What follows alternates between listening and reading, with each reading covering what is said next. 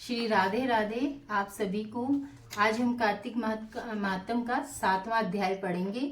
इसमें कहा गया है कि श्री हरि की कृपा कार्तिक के महीने में पाने के लिए हमें ज्यादा से ज्यादा अच्छे कर्म करने चाहिए, बुरे कर्म नहीं करने चाहिए।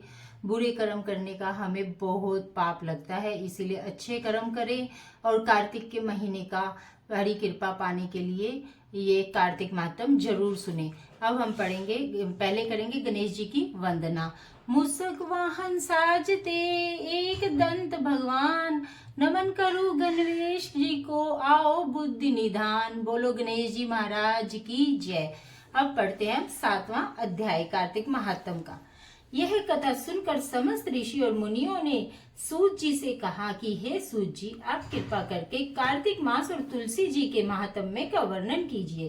तब श्री सूत जी बोले कि हे ऋषियों, आपने जो प्रश्न मुझसे किया है वही प्रश्न राजा पृथु ने नारद मुनि से किया था, और जो उत्तर नारद जी ने दिया था वही मैं आज आपको सुनाता हूँ। सो तुम एकाग्रचित्त से सुनो। एक दिन राजा पृथु ने श्री नारद जी से कहा कि हे देव ऋषि, श्री भगवान को तुलसी जी इतनी प्रिय क्यों हैं? आप कृपा करके इसका महत्म्य सुना दीजिए। राजा पृथु की बात सुनकर देव ऋषि नारद बोले कि एक समय देव राजेंद्र बहुत से देवताओं तथा अप्सराओं सहित देवों के देव श्री महादेव जी के दर्शनों को कैलाश पर्वत पर गए, और जब वे सब कैलाश पर्वत पर गए पहुंचे तो वहां पर उन्होंने भारी का आकार तथा भयंकर नेत्रों वाले पुरुष को देखा। तब इंद्र ने उससे पूछा कि तू कौन है और शिव जी कहाँ है? इंद्र के कई बार पूछने पर भी उसको कोई उत्तर नहीं दिया तो इंद्र को बड़ा क्रोध आया, और क्रोध करके इंद्र ने अपना वज्र उसके कंठ पर मारा, जिससे उसका कंठ नीला हो गया, परंतु सारा ही इंद्र का वज्र भी भस्म हो गया। तत्पश्चात उसकी आंखों से एक प्रचंड ज्वाला प्रगटी। उस समय ऐसा प्रतीत होता था मानो इंद्र सहित सारे संसार को जलाकर भस्मीभूत कर देगी। ऐसी स्थिति देखकर श्री बृहस्पति तथा इंद्र आदि सब देवता नतमस्तक होकर भगवान शिव जी की स्तुति करते हुए कहने लगे कि हे देवों के देव श्री महादेव, त्रिपुरासुर और अघासुर का विनाश करने वाले तथा यज्ञ का फल देने वाले त्रिपुरारी अघधारी, आपको बारंबार नमस्कार है। हे सुर नर मुनियों की रक्षा करने वाले, आपको नतमस्तक प्रणाम है। श्री नारद जी ने कहा कि हे राजा पृथु, इस प्रकार देवताओं की स्तुति सुनकर श्री महादेव जी ने समस्त ब्रह्मांड को भस्म कर देने वाली अग्नि को शांत कर दिया और बोले कि हे देवताओं, मैं तुम्हारी स्तुति सुनकर अत्यंत प्रसन्न हूँ, सो तुम वर मांगो। तब समस्त देवताओं सहित बृहस्पति जी ने क्षमा दान मांगा और कहा कि हे देव, जो सुर राज से अपराध हुआ है उसके लिए क्षमा दान प्रदान कीजिए। श्री बृहस्पति जी की स्तुति सुनकर मुनि पुण्य देवादि देव श्री महादेव जी ने कहा, मैंने इंद्र का अपराध क्षमा किया और जीवन दान दिया है। हे बृहस्पति जी, आज से तुम्हारा नाम भी अमर होगा। तब श्री बृहस्पति जी बोले कि हे भगवान, यदि आप हम सब पर प्रसन्न हैं तो सुर राज की रक्षा कीजिए और सारे ब्रह्मांड को भस्म करने वाली अग्नि जो आपके तेज से उत्पन्न हुई है उसे शीघ्र शांत कीजिए। तब भगवान शंकर ने कहा कि नेत्रों से निकला हुआ ज्वाला रूपी तेज अब वापिस कैसे हो सकेगा, अतः अब हम इसे कहीं दूर फेंक देते हैं। ऐसा कहकर भगवान भूतेश्वर ने उस अग्नि को समुद्र में फेंक दिया। सो वह अग्नि गंगा के संगम भी श्री गंगा सागर में जाकर गिरी और बालक रूप करके रोने लगी। उसने रोने की आवाज से पृथ्वी कंपायमान हो गई। तब सप्त द्वीप बहरे हो गए। ऐसे आश्चर्य देखकर और समुद्र की गोद में बालक को रोते देखकर ब्रह्मा जी आश्चर्य से पूछने लगे कि यह बालक किसका है? समुद्र ने बड़े आदर से उस बालक को उठा करके ब्रह्मा जी की गोद में दे दिया और कहा कि यह मेरा पुत्र जो गंगा से उत्पन्न हुआ है, अब आप इसका जात कर्म कराइए। फिर उस बालक ने श्री ब्रह्मा जी की दाढ़ी पकड़कर बड़े जोर से मरोड़ी, जिसके मरोड़ने से ब्रह्मा जी के नेत्रों से आंसू भर आए।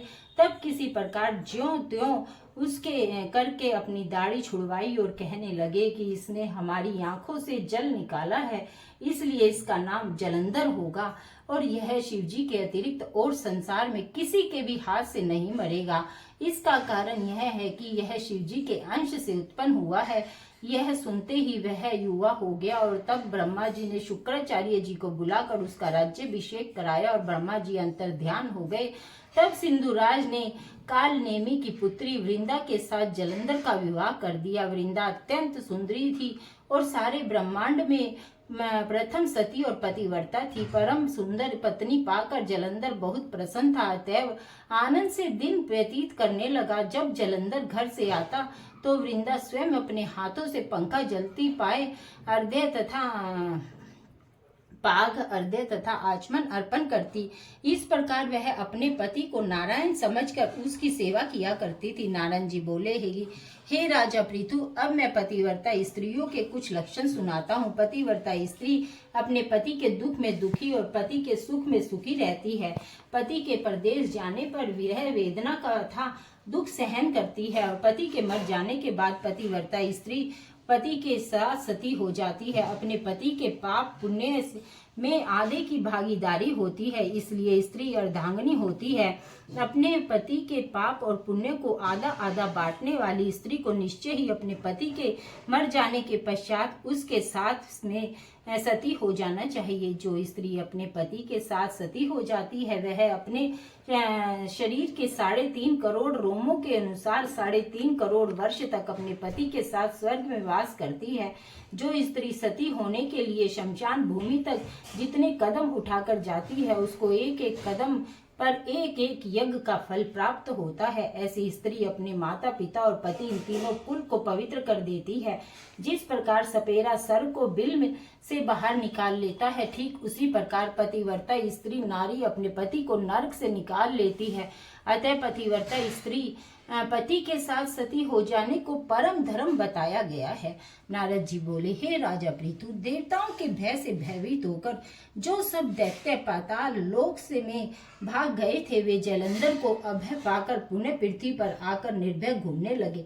उसी समय जलंधर ने राहु के कटे हुए सिर को देखा तो उसने शुक्राचार्य से इसका रहस्य पूछा। तब शुक्राचार्य जी ने समुद्र मंथन के समय देवताओं द्वारा रत्नों के चुराए जाने का समस्त वृतांत कह सुनाया। इस प्रकार अपने पिता का मंथन और देवताओं के द्वारा दैत्यों का अपमान सुनकर जलंधर को बड़ा क्रोध आया और उसने क्रोध से भरकर घरमर नामक दूत को बुलाया और सुधर्मा के पास भेजा। उसने देवराजेंद्र की सभा में जाकर अभिमान वश वह नतमस्तक हुआ और नमस्कार किया। साथ ही गरज कर कहा कि दैत्य राज जलंधर ने जो कुछ कहला भेजा है सो सब कान खोल कर सुन लो। उन्होंने कहा है कि मेरे पिता का मंथन करके जो 14 रत्न तुमने लिए हैं उन पर तुम्हारा कोई अधिकार नहीं है, अतः भला इसी में है कि वह सब हमको वापस लौटा दो। दूत के यह अभिमान पूर्वक शब्द सुनकर इंद्र भयभीत हो गया और विस्मय के साथ बोला कि समुद्र सदैव हमारे शत्रु दैत्य की रक्षा करता है, इसलिए हमने उसको मत कर जो रत्न लिए हैं उन पर दैत्यों का कोई अधिकार नहीं है। दूत ने देवराज से ऐसे वचन सुनकर वापस लौटकर जलंधर को जाकर उत्तर सुना दिया, जिसको सुनकर जलंधर को बहुत क्रोध आया और देवताओं को जीतने का उपाय सोचने लगा। उसने सभी दिशाओं में अपने दूतों को भेजकर पाताल में संदेश देकर समस्त दैत्यों को बुला लिया और शुभ और निशुंभ को दैत्य दल का सेनापति बना दिया। उन्होंने दैत्य दल सहित नंदन वन में जाकर इंद्र की अमरावती पुरी को चारों ओर से घेर लिया। तब इंद्रदेव की आज्ञा से देवता भी युद्ध के लिए तैयार होकर मैदान में आ डटे और अनेक प्रकार के शस्त्रास्त्रों से दैत्यों और देवताओं का युद्ध आरंभ हो गया। दोनों पक्ष एक दूसरे को मार मार कर गिराने लगे। सब और ओनित की धारा बहने लगी और मर कर गिरे हुए हाथी और घोड़ों से पृथ्वी भर गई और दैत्य समर भूमि में जान से मारे गए थे। उन्होंने शुक्राचार्य अपनी संजीवनी विद्या से जीवित करने लगे। उधर श्री देव गुरु बृहस्पति द्रोणाचल पर्वत की दिव्य जड़ी बूटियों के प्रयोग से देवताओं को जीवाने लगे। जब देवगुरु बृहस्पति द्वारा जड़ी बूटियों के प्रयोग से देवताओं को जीवित करने का समाचार दैत्यराज जलंधर ने सुना तो उसने समस्त बलशाली दैत्यों को एकत्रित करके आज्ञा दी कि द्रोणाचल पर्वत उठाकर समुद्र में फेंक दो। जलंधर की आज्ञा पाते ही दैत्यों ने द्रोणाचल पर्वत को उठाकर समुद्र में फेंक दिया और फिर उसके बाद घोर युद्ध आरंभ हो गया। जब युद्ध में अनेक देवता मारे गए और गुरु बृहस्पति जी की संजीवनी बूटी लेने द्रोणाचल पर्वत पर गए तो वहां पर्वत ने पाकर देवताओं का संहार होते देखकर घबरा गए और व्याकुल होकर देवताओं से कहा कि शीघ्र वहां से भागो, क्योंकि ये दैत्य जलंधर के अंश से उत्पन्न हुए हैं, इसलिए तुम्हारे मारे से नहीं मरेंगे। श्री गुरु बृहस्पति जी की यह बात सुनकर सब देवता घबरा गए और भयभीत होकर भागने लगे। जब समस्त देवता दशों दिशाओं में भागकर छिपने लगे, तब दैत्यराज जलंधर ने जीत के नगाड़े बजवाते हुए अमरावती नगरी में प्रवेश किया।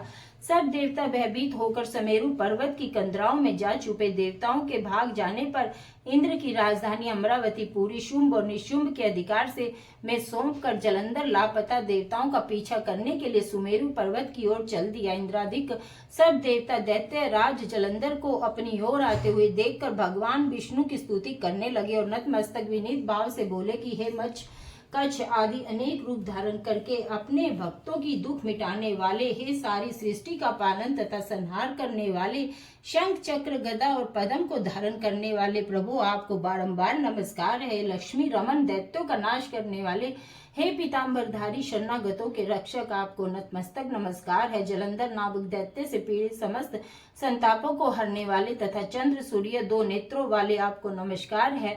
नारद जी बोले कि हे राजा पृथु को जो कोई भगवान की संकट नाशक स्तुति को पढ़ता है उसके समस्त संकट नाश को प्राप्त हो जाते हैं। सो हे राजा पृथु भगवान विष्णु देवताओं की स्तुति सुनकर और उनके महान दुखों को देखकर शीघ्रता से उठकर गरुड़ पर सवार होकर जाने लगे। तो श्री महालक्ष्मी जी ने पूछा कि हे प्रभु आप कहाँ जा रहे हैं? तब भगवान विष्णु ने उत्तर दिया कि तुम्हारे भाई जलंधर के भय से भयभीत तथा पीड़ित देवताओं की सहायता करने को जा रहा हूँ। प्रभु की यह बात सुनकर लक्ष्मी जी बोली कि भगवान मैं आपकी परम प्रिय हूँ, फिर आप मेरे भाई को कैसे मारोगे? तब भगवान ने कहा, शंकर से उत्पन्न और ब्रह्मा जी के वचन के कारण हम जलंधर को कदापि नहीं मारेंगे। लक्ष्मी जी की यूं समझाकर शंख चक्र और खड़ग लेकर जलंधर से युद्ध करने को चल दिए। जिस समय भगवान युद्ध भूमि में पहुंचे तो बहुत से दैत्य गरुड़ के पंखों के वेश में से ही मारे गए। पवन से पीड़ित दैत्यों को देखकर जलंधर को अत्यंत क्रोध आया। तब वह भी भगवान विष्णु के सम्मुख युद्ध करने को आया। उस समय जलंधर और भगवान विष्णु में घोर युद्ध हुआ। उस समय बाणों से आकाश ढक गया, पर भगवान विष्णु ने जलंधर के रथ का ध्वज छत्र और बाण काट डाले। तब रथ के सब घोड़ों को मार डाला। यह देख जलंधर ने गरुड़ के मस्तक पर गदा मारी, जिससे वह मूर्छित हो गया। तब भगवान विष्णु ने अपनी तलवार से जलंधर की गदा को काट दिया। तत्पश्चात जलंधर और भगवान में मल्ल युद्ध हुआ। जलंधर ने भगवान विष्णु की छाती में मुक्का मारा। जलंधर और भगवान विष्णु के घोर युद्ध को देखकर सारा ब्रह्मांड भयभीत होकर कंपायमान हो गया। तब भगवान विष्णु ने कहा कि दैत्यराज तुम्हारा और हमारा युद्ध ठीक नहीं है, क्योंकि तुम लक्ष्मी जी के भाई हो। तब जलंधर ने कहा, यदि आप प्रसन्न हैं तो मैं आपसे यह वरदान मांगता हूँ कि आप लक्ष्मी और गरुड़ सहित मेरे घर में निवास करें। यह सुनकर भगवान विष्णु लक्ष्मी और गरुड़ जी के सहित उनके यहाँ रहने का वचन देकर चले गए। तब जलंधर समस्त देवताओं के स्थान पर दैत्यों की नियुक्ति करके जलंधर नगर में निवास करने लगा और देवताओं, गंधर्वों व किन्नरों आदि पर जितने रत्न थे वे सब छीन कर उसने अपने अधिकार में कर लिए। निशुंभ को शासन करने के लिए पाताल में भेज दिया। वहां पहुंचकर निशुंभ ने शेष आदि नागों को वश में कर लिया। इस प्रकार जलंधर देव, यक्ष, किन्नर, गंधर्व और मनुष्य सबको अपनी प्रजा बनाकर पुत्र के समान तथा धर्म की नीति से उनका पालन करते हुए त्रिलोकी को शासन करने लगा। नारद मुनि ने कहा कि हे राजा पृथु, एक समय भगवान का दर्शन करने तथा जलंधर की राज्य लक्ष्मी को देखने के लिए हम भी वहां गए थे। बोलो कार्तिक महात्म की जय। इति श्री 7वां अध्याय समाप्तम।